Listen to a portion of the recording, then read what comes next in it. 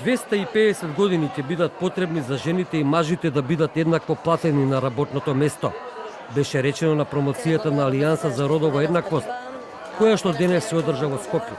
Асоциацијата ќе ја води екс-министерката за финансии Нина Ангеловска.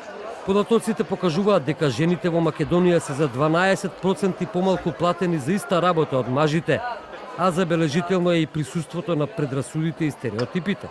Секоја иницијатива која димензионираме тргнува од детектиран проблем или предизвик.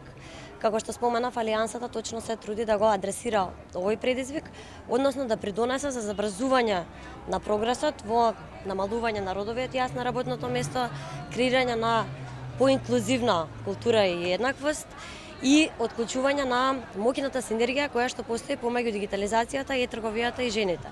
Се работи за од историски, кои што датираат на нееднаквоста, не е проблем на денешницата, е нешто што потикнува и да речеме всадено уште од многу одамна, тука се и предрасудите. Можеби во однос на бројките, јас интересно да споделам дека иако Македонија има 12% разлика, односно жените се помалку платени од мажите, тоа е помалку од европскиот просек кој што изнесува 14%.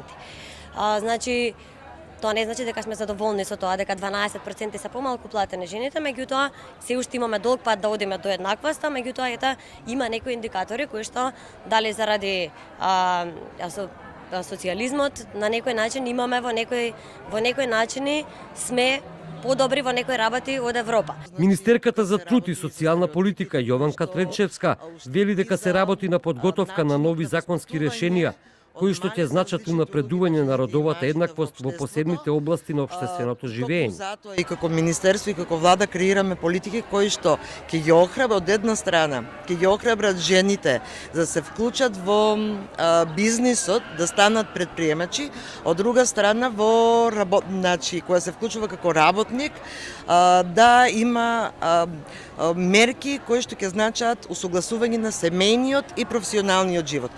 Токму и во таа насока е и законот за работни односи, каде што целосно ќе биде транспонирана Европската директива за родителско отсуство, односно во периодот кога жената од 24 до 29 години најчесто е надвор од пазарот на трудот, токму поради мајчинството, со нови мерки, со нови политики ќе промовираме да и таткото се вклучи во родителството, а со тоа да жената биде многу поактивна на пазарот на труд.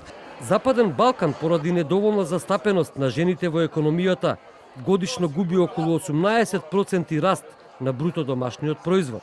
Во програмата на сите досегашни влади стои дека ќе се унапреди родовата еднаквост на работното место во Македонија. Дали овој пат тоа ќе биде случај, останува на времето.